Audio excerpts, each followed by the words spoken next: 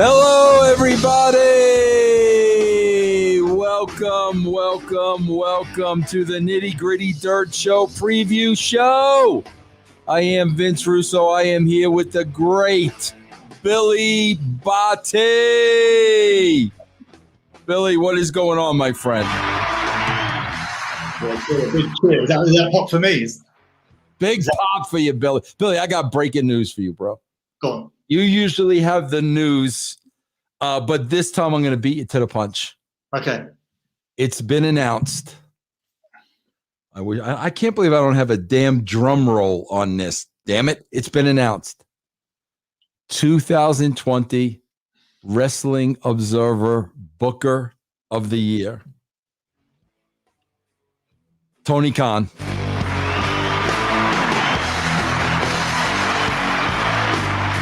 Bro, they had Khan on the show and they gave him the award. Bro, do you know what this guy actually said? And I quote, Go on. I didn't see it was my lifelong dream to be the Wrestling Observer Booker of the Year. Bro, what world are we living in, Billy? What world are we living in, bro? I don't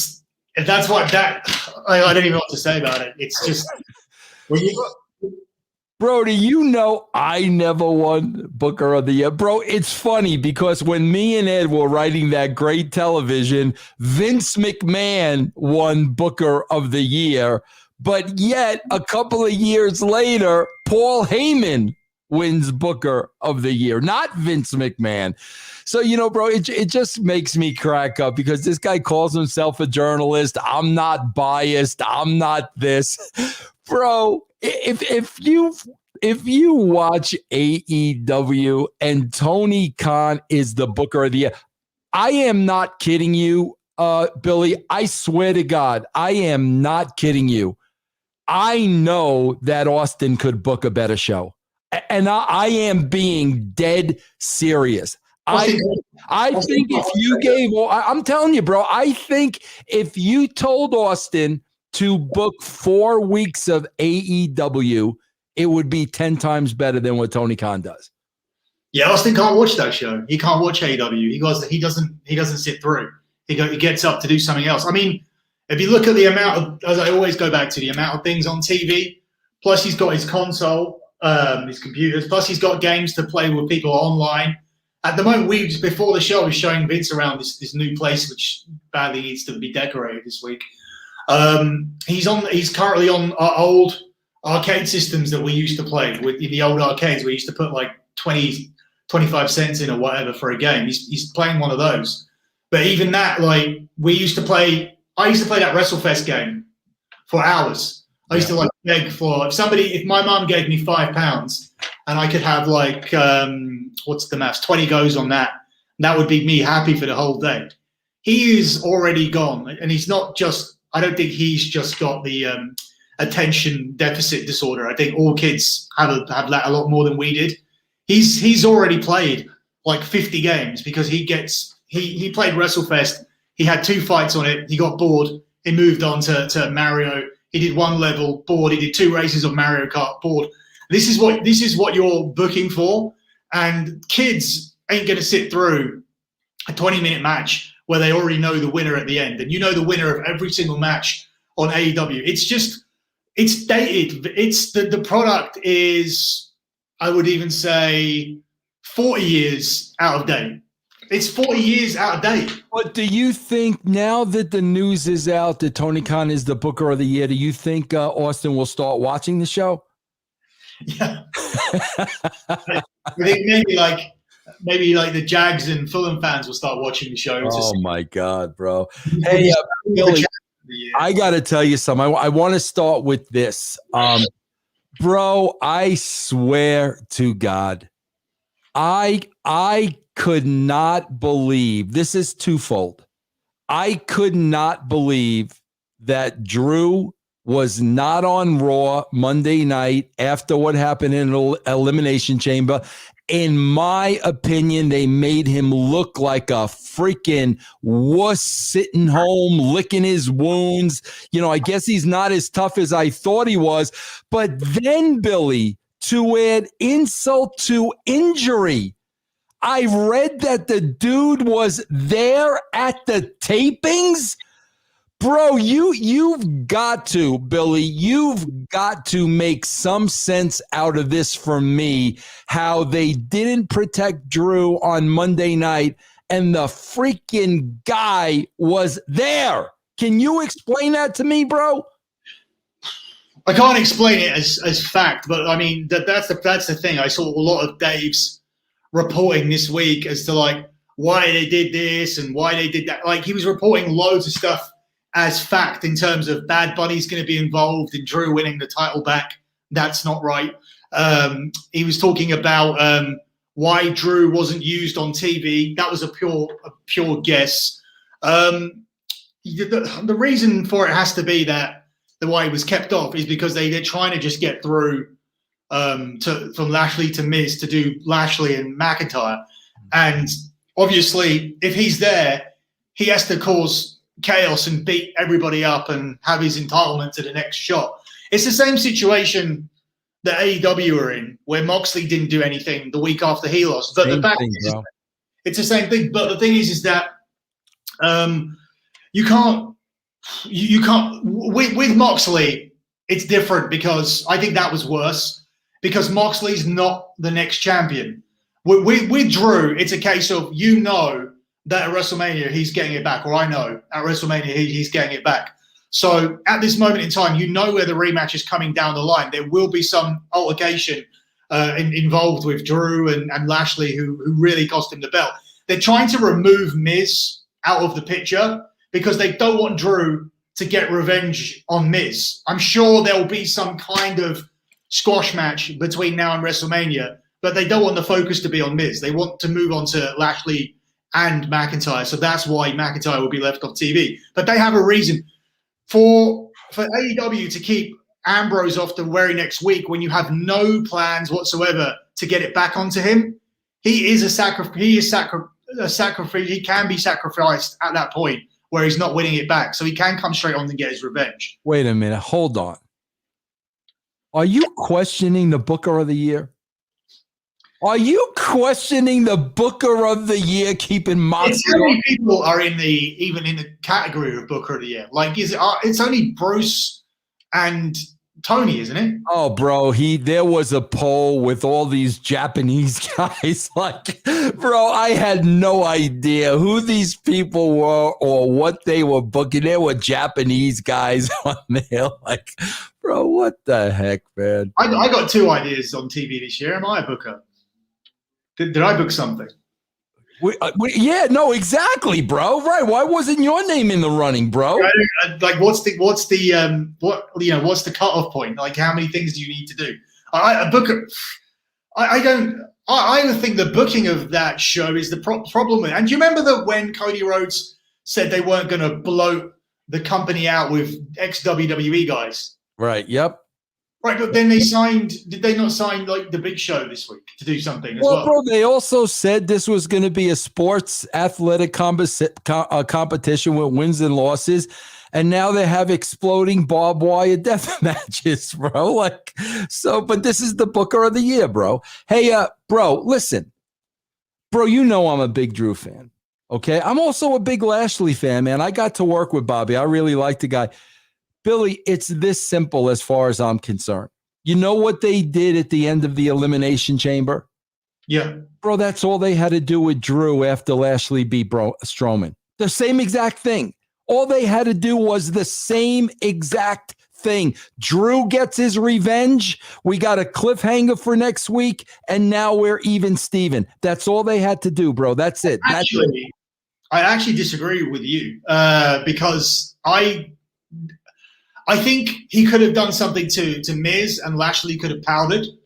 But at the moment, it's their fault. It's not my fault. It's not your fault. It's their fault because they didn't decide that Bobby Lashley was going to go into WrestleMania as the WWE champion until Sunday night, right, or Sunday afternoon. So the fact that you haven't heated him up enough and now you want to protect him is your fault. Like that's everybody's fault in that company. You should have known that you were doing Drew versus Lashley in November. And that's going to be the main thing on the Nitty Gritty Dirt Show when we go over there.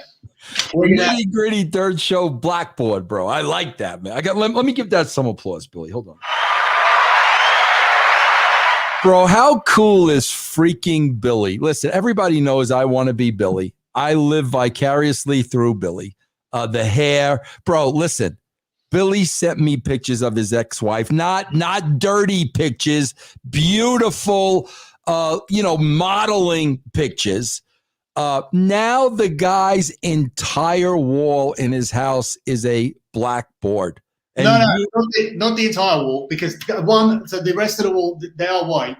No, I'm talking, but you got that wall. Okay, but isn't that one wall behind you a whole blackboard? This one wall is an entire blackboard for work. Yeah, for all. I want to be Billy. See, this is why I want to be Billy, bro.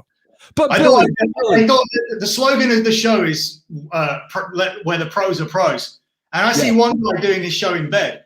So, Billy, listen to me for a second. Say Drew, they do the same exact thing. They do the same exact thing, bro. Here comes Drew, does the same thing. Bro, you open up that next week's show hot with Lashley in the middle of the ring, shirt off. Bro, you want to attack me from behind, Here comes Drew, even exchange, locker room dumps out, pull apart. How did we hurt Lashley in that? I think you hurt Lashley. If you're saying that you wanted him to get beaten up at the end of Raw, I think then you're paying off the story too quickly. I think they're trying to limit the contact here till Mania, because like I said, they booked it on the fly, and now they got 6 weeks to get Lashley the belt and make him look credible and put it back on Drew. So it's their fault. Oh no, absolutely. No, I'm with you 100%. You cannot do any more damage to Lashley. You now have to make him Black Superman until WrestleMania, I think. So yeah. All right. Well, bro, what else? Is there a lot of news this week? What's going on, bro? What's going on this week on the Nitty Gritty Dirt Show? Well, what I wanted to do, not just because I have a chalkboard behind me now, is I wanted to run through, and this will take up a whole length of a lot of the show, how the Mania card has been staggered down from how it's been changed from October till February. And it's going to take me a long time to run through that in terms of different matches that were first announced for different people with one constant. You ain't going to believe what the constant is that has stuck from September all the way to February. One match that they decided on, and it has stayed the entire time, and it's none of the big ones. Well, depends what you classify. So just one match has survived from October till now. That's correct. Wow, that's crazy, bro. How do you work that way? How do you work that way, flip-flopping back and forth every week? Drew has had 5 opponents for this card so far, and it's decided now, obviously, what way they're going to be going. There was a point where it was very much all changed. The biggest creative direction that we saw, where it was very obvious that that's the direction they were going in. They did a whole load of stuff to get there, was when Drew was going over to SmackDown to face Roman, and then they bailed out of that.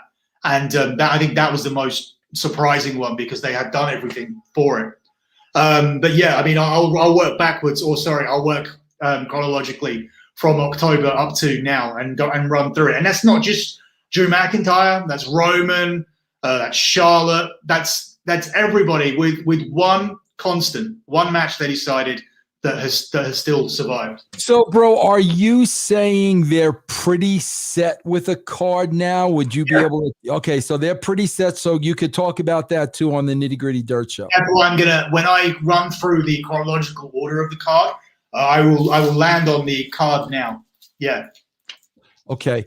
Anything else going on business wise? Yeah, bro. I used your I used your statistics today as far as Peacock. I just on yesterday's show, I was using the statistics between Peacock and the WWE Network. Some fascinating stuff. Anything else, bro? Anything business wise or just the Rumble? I mean, the WrestleMania.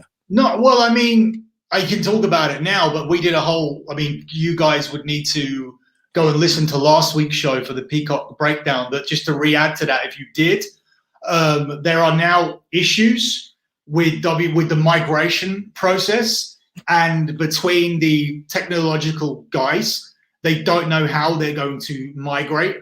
So they're going to leave WWE Fastlane on both platforms. So now the debut pay-per-view on Peacock is still the 18th, like I reported. Do you remember when I reported initially and I said that WWE were, there was going to be the network and they were going to encourage people to go to Peacock? Yeah. And now it has become, over the last quarterly call, it has become a definite migration.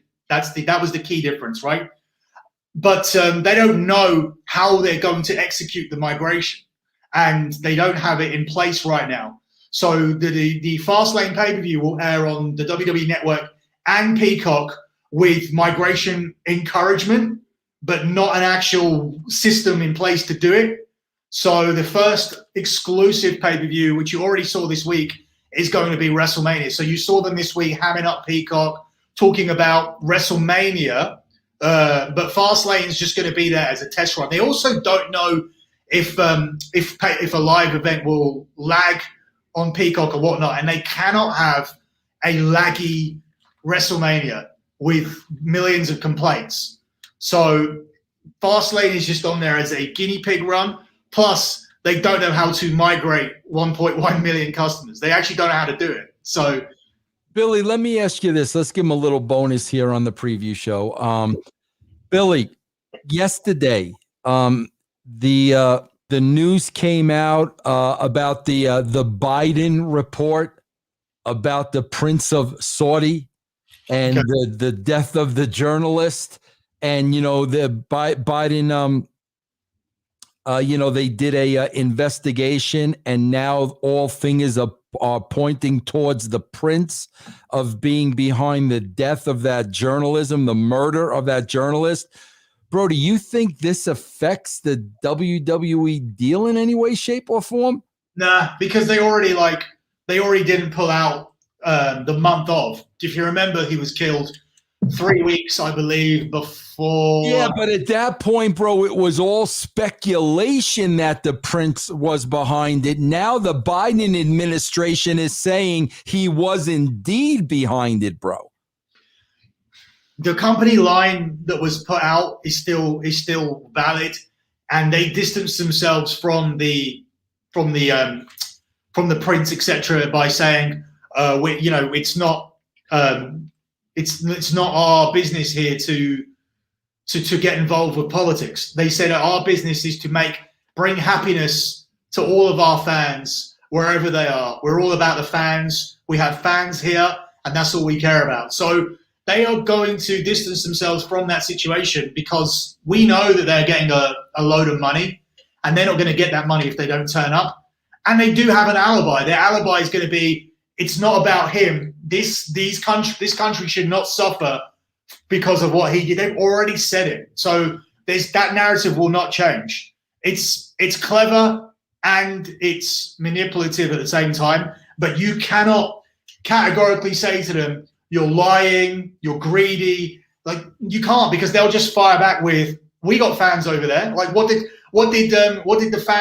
those fans do wrong? That's what they can say. Well, let me ask you about this, Billy, though, because there's a whole other different perspective to look at. Billy, we know at the time the plane, was held up on the tarmac. There was a lot of speculation and some leakage that they were being held there because it had to do with some kind of a payoff and some kind of a disagreement between Vince McMahon and the Prince. So, my question is, now that the talent is going to read this information, might they balk at going to Saudi Arabia? They've been since, right? Like they've been since that plane was held up. Right.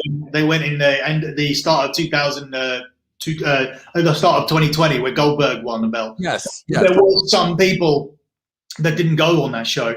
So I think the people that have already taken that stance have taken that stance, and the people that are going to toe the line, they're going to toe the line. So I think that's it. Like, there will always be people, and you know this from being involved in a company, there will always be people that are trying to score points. There's always going to be a whole thing of going, oh, well, if he doesn't go, then I go, then I'll take his spot. Like, absolutely. Yep.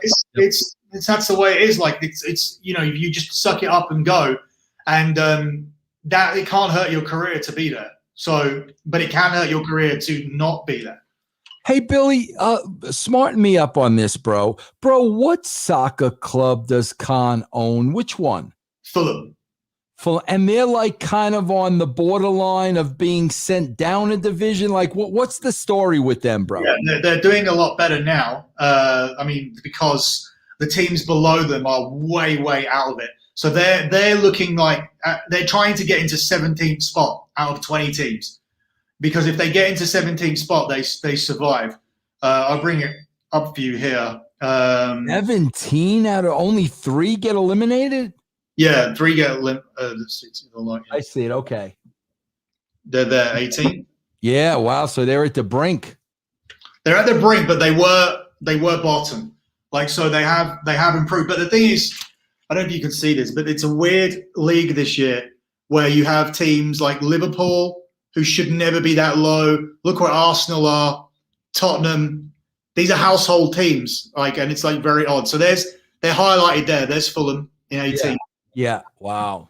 But Newcastle and Brighton and Burnley here, they're not playing very well, and Fulham are playing better than them at the moment.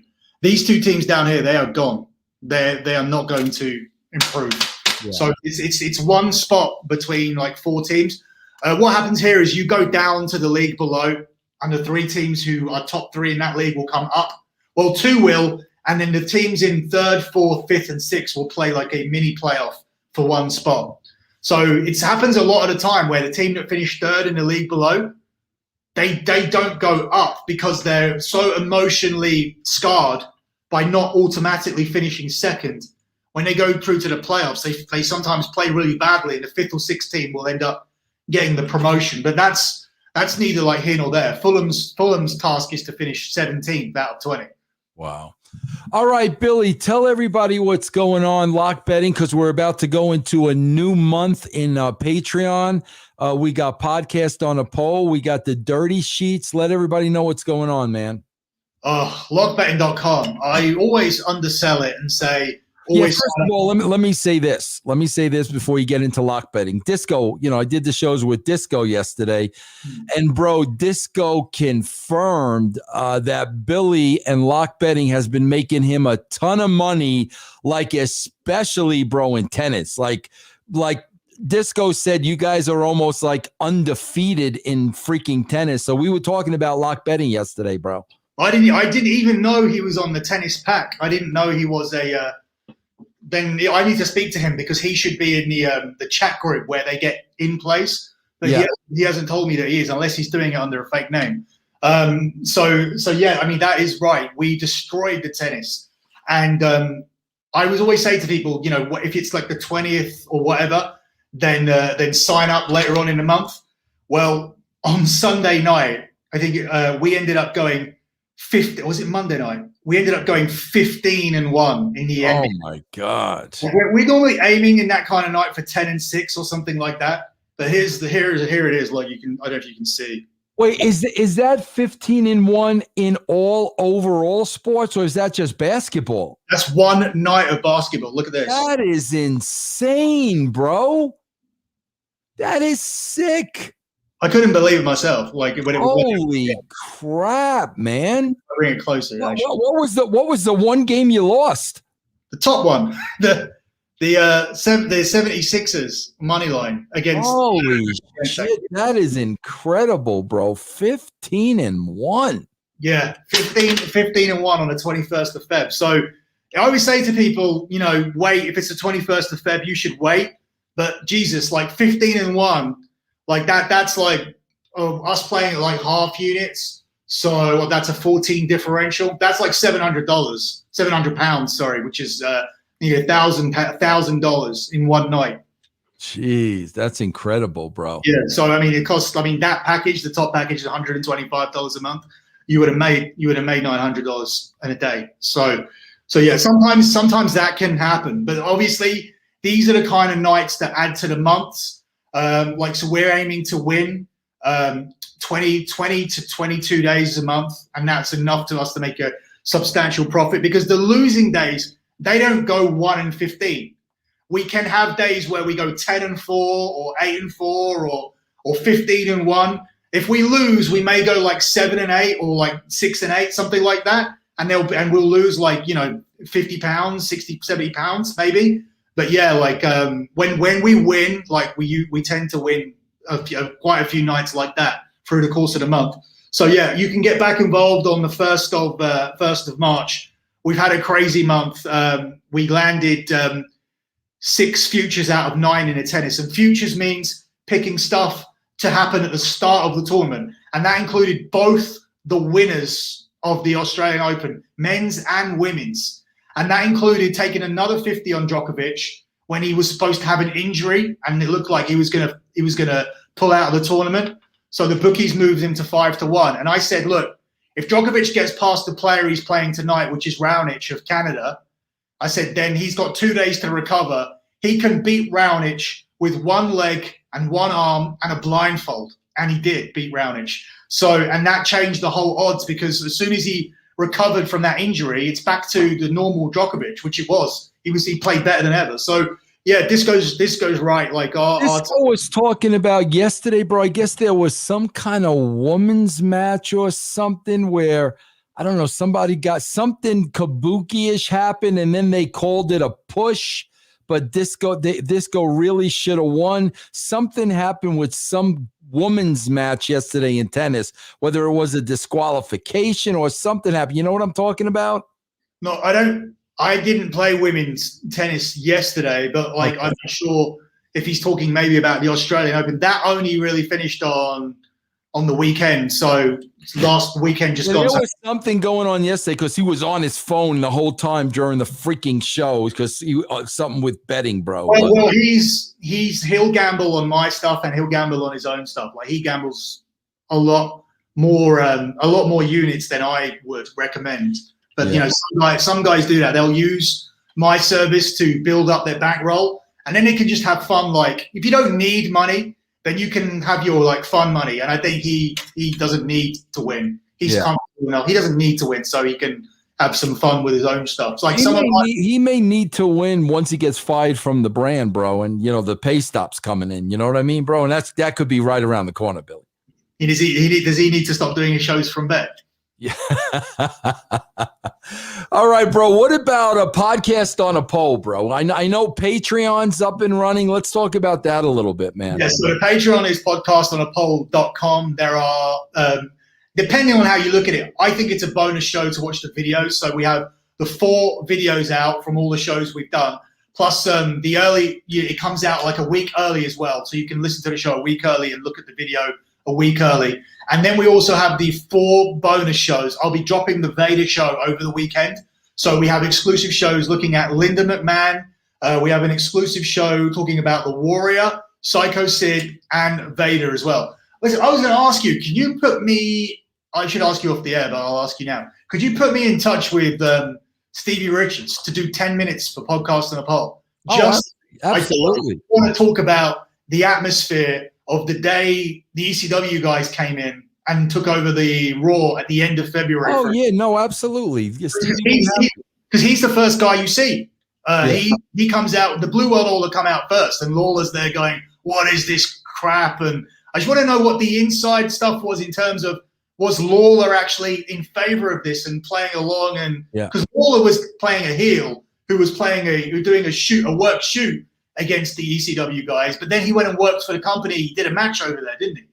Yeah. And bro, you know, it's funny too, because like Stevie was like my favorite at ECW for whatever reason. Yeah, I'll talk to him. He'll definitely do that, bro. Oh yeah, it's not about the whole of ECW. I just want to do 10 minutes on that show and see if he wants to chat about it, because I'm interested in the atmosphere of these guys coming in, like where they get changed, how are they treated, what does this guy think? What does Bret Hart think?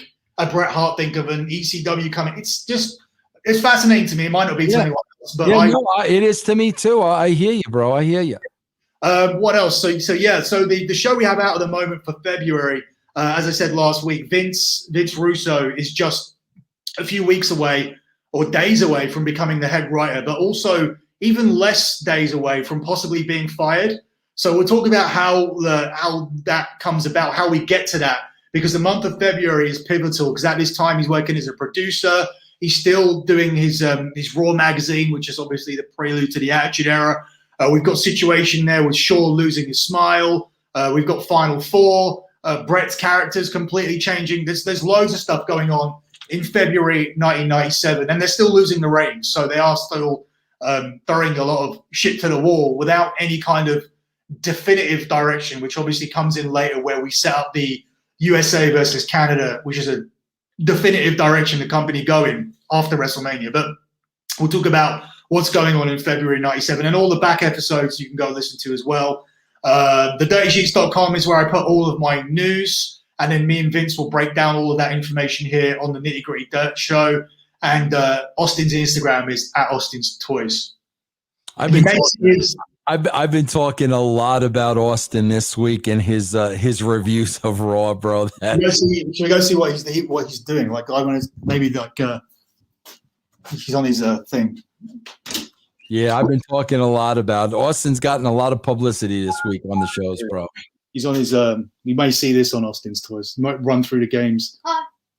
There's like 2,000 games on here. Yeah, it's Street Fighter. Is that what's Street Fighter, Pac-Man? Yeah, he's running through them. Now, did you get that like that, or did somebody build that for you? No, it's custom built. Like the shell is WrestleFest. Yeah. But then they put the games. It's a standard. It's called Pandora box. So they rip out the WrestleFest and they put in the Pandora box, which has WrestleFest on it anyway, plus a whole bunch of other wrestling games. That's awesome, bro. That's awesome. All right, guys, me and Billy are gonna jump. I just want to show. This is for my friend No DQ. Look at that unbelievable Cobra Kai in Austin's room. That is awesome, bro. There you go. That is awesome, man. Wow. You got to give us a tour once everything's oh yeah, it's a shithole right now. Yeah. But like, yeah, it needs doing. Yeah. All right, guys, we are going to jump over to patreon.com/Russo TWC right now, bro. And Billy's going to run down all the changes in WrestleMania since October, where there's only been one match that has survived. That should be very, very interesting. All right, guys, check out lockbetting.com, podcastonapoll.com, dirtysheets.com. We will see you over on Patreon.